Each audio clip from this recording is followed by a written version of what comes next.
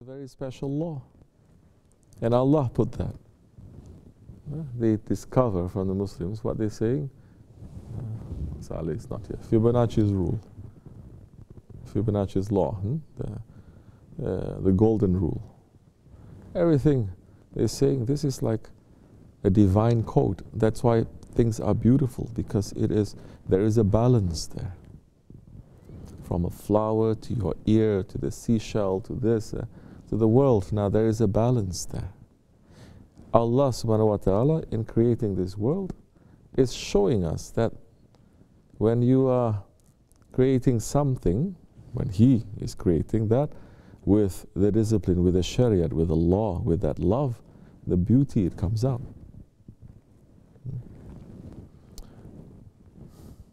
So it's important for us to understand that.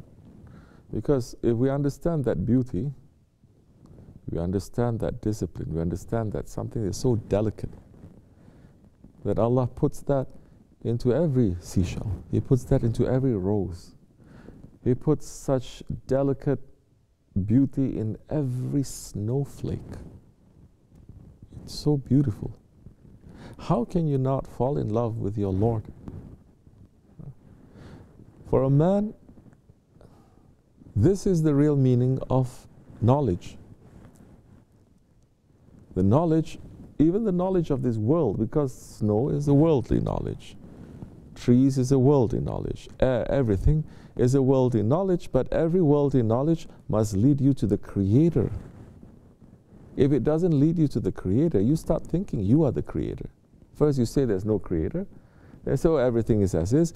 Then I can do whatever I want to this, because there is no owner. There is an owner of the rain. There is an owner of the snowflake. There's an owner of the grass. It's not us. We didn't create it. Then what am I doing here? Allah has sent us here so that we take care of these things. You stop feeling that you own this world. How can we own this world? Yesterday we were not here. Today we're here. Tomorrow we don't know whether we're going to be here or not. Definitely we're going to die. The one who conquered this whole world, Iskandar, he said, when I die, I want to make a big lesson to people. He's saying, carry me, don't cover me, and let my arms to come out like this, to show everyone that I am the conqueror of the world, but when I die, I have nothing in my hands. This is very important. How we treat the death, it is very important. Everyone is a Pharaoh now. As the pharaohs, they built elaborate funeral homes, let's say, elaborate graves. Their graves is not preparing them for the afterlife in reality. Their graves is wishing and hoping to make them, to preserve their life, that one day they're going to come back, to continue that. Those are the pharaohs. Everything is to preserve, is not to turn to dust. You understand? Did we come like this? No. Like Allah is saying, we came from a drop of dirty water. From a drop of dirty water. How then should a man be proud? He came from a drop of dirty water, and he's going to be turned to dust. Should he be proud? Should he say then that I'm the owner of this whole world? It passes. It doesn't belong to us. It comes into our hand. This is what they call in Islam emanat, trust. It is a trust. That everything that you have, now if a man starts thinking, it is a trust. My wealth is a trust. My faith, it is a trust. My health, it is a trust. My children is a trust. Everything that I think I have is a trust. My body is a trust. I cannot do with my body anything that I want to do with it. It doesn't belong to me. These breaths, 24,000 breaths Allah subhanahu wa ta'ala has given to us every single day. It doesn't belong to us. there is an owner.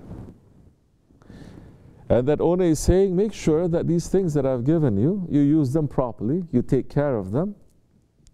Then you're going to pass from this world. When you take care of them, you're going to understand also that this is small reflection of the paradises that I've prepared for you. If you think that one snowflake is so beautiful, and there's untold numbers of snowflakes that's fallen into this world for thousands of years, it says, what you think I have prepared for you on the other side. This is the lowest of the low. So all knowledge in the beginning, it is to make us to understand and to love and to submit and to worship and to discover our Lord more. When that knowledge becomes so-called secular knowledge, it is not like in Christianity where they stop you from studying the world because they say it goes against the Bible. You understand? Islam is completely different. From the beginning to the end is seek knowledge. Go look for everything is a reflection of Haqq, of the divine truth. That's why Muslims were not afraid of science. Everything is pointing out. And the Quran, if anything, it is supporting the scientific theories, so many of them that we now know to be true. But the Quran has been saying that for 1400 years. For over 1,000 years, Western world still don't know what happens with, for example, how a baby comes. But the Quran is explaining very clearly, 1400 years ago, how now the development of the fetus in the mother, how now the relationship between blood and milk, all those things that later they discover. Why was there ever a conflict of Islam and knowledge? Never. When did it happen? It happened when the Khilafat fell. Khalifa fell, and now there are evil forces that they make it to make people to think that Islam is backward. Hate yourself, hate your religion, hate your history, and everything that is not from Islam, that is coming from the West. Now this is a shining example. So this is a state where Muslims, they become psychotic, half-half, not normal. You understand? So now, as we said yesterday, now we have Muslim scholars who are saying, now we have to explain everything, the Quran and everything, according to science. The science of what? Of over 1,400 years that Islam also discovered the science? No, of Western science, of so many of their theories, especially at that time, some continuing till today, that is based on fallacy, that is based on racism, that is based on wrong ideas and wrong things.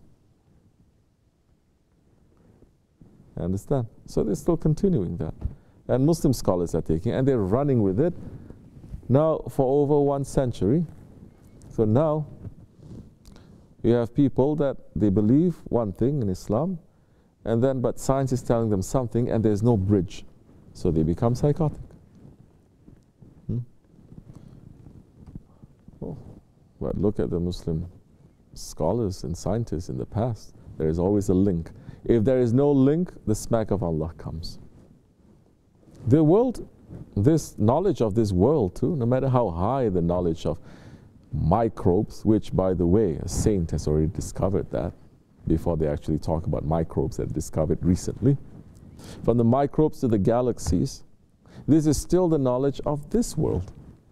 It is still the low knowledge. And if you discover that and you are not obeying the laws of Allah, you're not becoming an obedient servant to Allah, you discover everything, and you are not being obedient to your Prophet and living Islam properly, the smack comes to you and everything can be destroyed. That's what they did. That's what they did to Andalusia. 800 years of knowledge. There's high knowledge too of this world and other worlds that they collect. but it's not making you to become good ones. You become drunk. They burnt down all that knowledge. It happened to Andalusia, it happened to Baghdad, it happened to so many Muslim countries, that once you start becoming so proud of yourself and you forget again that there is an owner. Even if you're Muslim, the smack comes to you. You understand? So we have to be very careful now. The Ottomans, they were very careful with these kinds of things. This is the thing. Not only knowledge, but also the skills that you have. They always make a direct link to either a prophet or a friend of Allah or a salihin or an incident. So, if you are a person, for example, you are, let's say, a doctor. You don't just study how to become a doctor. You must also, they will also teach you the spiritual dimension of that, at least that to know. For example, Hazrat Isa alayhi salam, he is the pir of this knowledge. He is the head of this knowledge. Because Isa alayhi salam came and he was able to work certain miracles. He cured the blind. He raised the dead. You understand, physically, that kind of things. So they know that there is a pir, there is a head. So they have to ask for that one's blessings also. Because the knowledge that comes into this world too, it belongs to someone. And yes, everything belongs to Allah, but Allah gave it to someone. That is the divine protocol. And that one, then it passes to us. Don't you see, even our birth, even our existence in this world, we don't come directly from the other world to here with no one. We came through several generations. We came through our own parents. Correct? So now knowledge is passing down there like that. So they know. And whatever that you are doing, there is a knowledge in this world, there is a work. They are going to now ask for the blessings, spiritual blessings of that one who is in charge of that knowledge. Now, so much knowledge in this world, there is a disconnect. There is breaking now from that other worlds, from the world of the angels and from the divine world now. That's why people are taking every knowledge, every technology, using it only for their own ego, to proclaim only their own greatness. But death is certain. So today people, they have Firauns. In the old days, it's only one Firaun.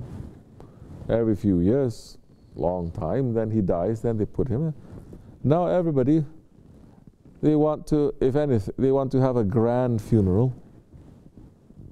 And the funeral, they say, no, this is not death, this is celebration of life. Bruh, this life, Allah is not giving value to this world. He gives more value to one wing of a mosquito than the value of this world. What life we are celebrating? Huh?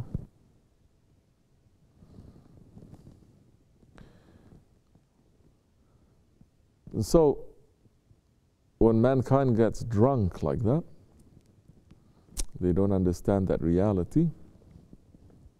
They don't want to enter into that world. They still want to get stuck. That's why today's people, majority, they are Firauns and the Namruds. When we die, we get wrapped up in a white piece of cloth to know now, what are we? Did we come with, no. We didn't come with all these things, with all this wealth, with that. We came.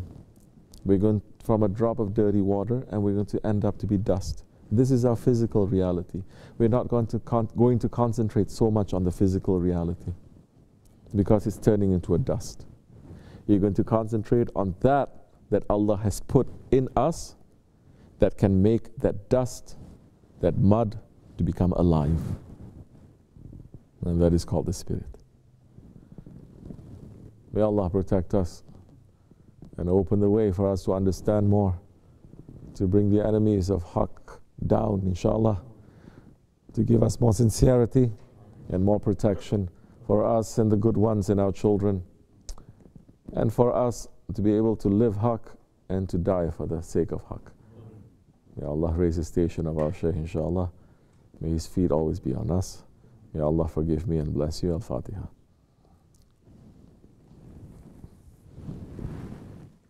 Assalamu alaikum.